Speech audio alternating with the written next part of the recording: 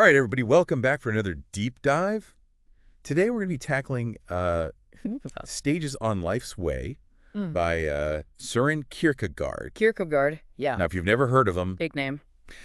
He's a Danish philosopher, theologian, and he's kind of known as like the father of existentialism. Yeah, definitely a deep thinker. So in Stages on Life's Way, he basically explores these three fundamental stages of human existence, which are the aesthetic, the ethical, and the religious. Yeah, and he kind of presents them as these like different ways of approaching life, you know, like different lenses through which we see the world and try to find, meaning and happiness. And he does it in such a unique way, too. It's not like a straightforward philosophical treatise. Right. He uses all these like literary devices, stories, fictional characters. It's kind of like reading a novel in a way. Exactly. But it's also like super deep, Oh, yeah. It makes you think. It makes you think. So our mission today is to basically break down these stages, explore what each one is all about, look at some of the key themes. And maybe even see where we fit in.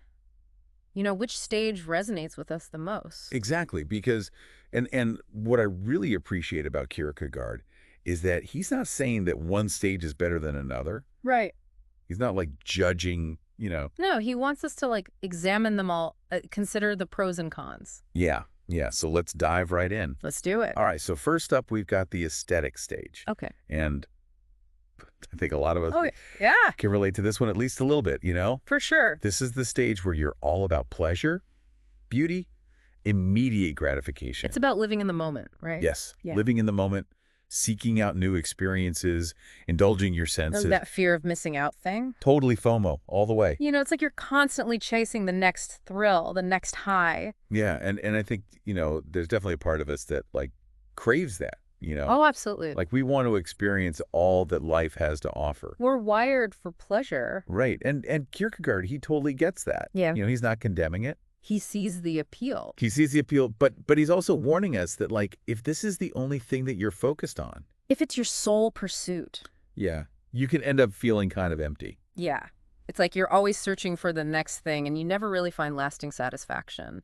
And he has this great example in the book. Oh, yeah, The Banquet. The Banquet. Classic. It's like this dinner party where these characters are all, like, super witty and sophisticated. They're talking about love and art and seduction. Right, and it seems really glamorous on the surface. But you can sense this underlying emptiness. Yeah, like they're all trying to impress each other. Yeah, there's a lot of posturing. And they're kind of using each other, just to get their own kicks. It's all very surface level. Exactly. And I think we see this a lot today, too. For sure. Like on social media, for example. Totally. It's all about presenting this perfect image. Yeah. And it's so easy to get caught up in that, like trying to project this like ideal version of ourselves. And then comparing ourselves to others. Right. And feeling like we're not good enough. And that can be a dangerous cycle. It is so. How do we break free from that?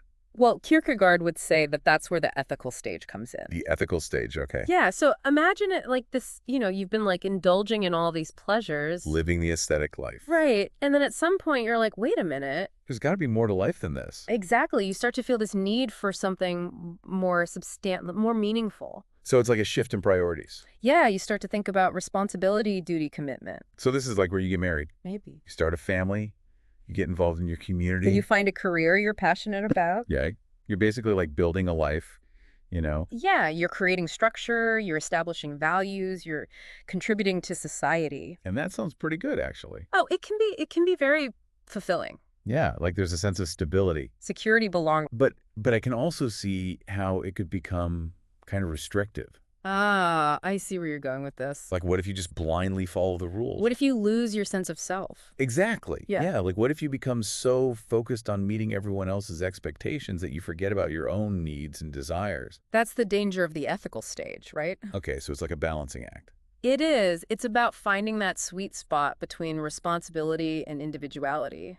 And I think Kierkegaard really explores this in Judge Williams' letters. Yes, that's a great example. Where he's talking about marriage as like this ethical ideal. Yeah, like marriage is this commitment that requires you to put another person's needs before your own. Right, and to make sacrifices. But he also acknowledges that it can be challenging. Oh, yeah, for sure. Like you can lose yourself in the relationship. Yeah, and I think that applies to any kind of commitment. Whether it's to your family, your job, your community. Absolutely. It's about finding that balance. Okay, so we've got the aesthetic stage, which is all about pleasure. We've got the ethical stage, which is all about responsibility. Yeety. But what comes next? What's this whole religious stage about?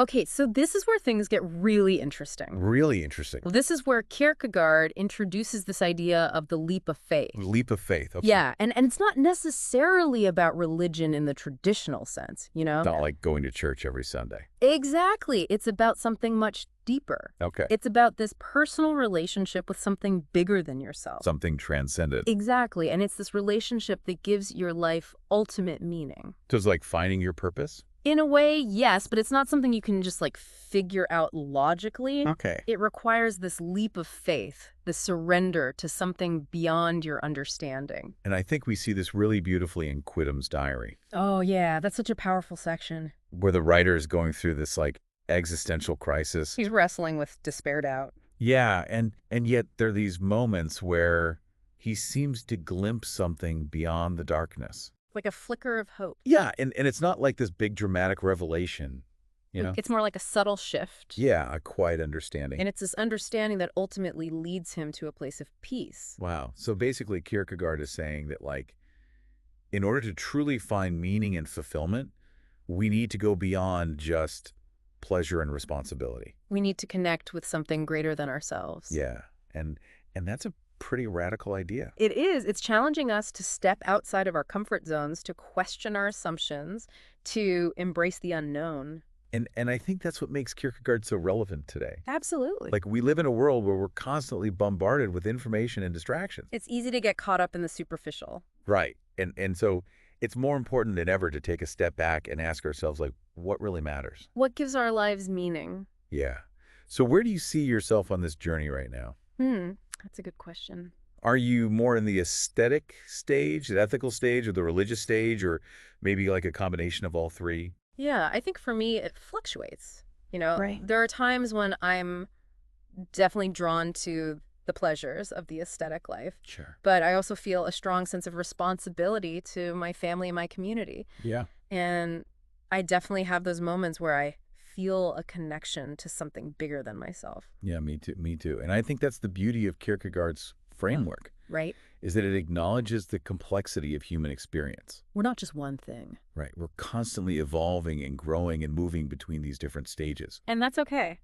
It is. It is. So what do we take away from all this? Well, I think the biggest takeaway is that life is a journey. It's not a destination. Exactly. And it's up to us to decide what kind of journey we want to have. To choose our own adventure. Exactly. And to be open to the possibility that our path might change along the way. That's a good point. And I think that's what makes life so exciting. The uncertainty. The uncertainty. Yeah, the unknown. The possibility of discovering something new about ourselves and the world around us. Well said. Well said. Thanks for joining us for this deep dive into Kierkegaard. It's been a pleasure. And as always, we want to leave you with something to think about. Keep those wheels turning. So imagine that you could have a conversation with Kierkegaard himself. You know, like sit down with him over a cup of coffee. That would be amazing. And you could ask him one question about navigating life's journey. What would it be? That's a tough one. What would you ask him? I think I'd want to ask him how to find the courage to make that leap of faith. That's a good one. That's a good one. What about you? You know, I think I would ask him how to balance those different stages, you know? The aesthetic, Yeah. ethical, and the religious. Yeah, like how to find that sweet spot where you're living a life that is both fulfilling and meaningful. That's a great question. Yeah, so I encourage you to think about that too. You know, what would you ask Kierkegaard? And let us know in the comments. Yeah, we'd love to hear your thoughts. Thanks for listening, everybody. Till next time. Happy reflecting.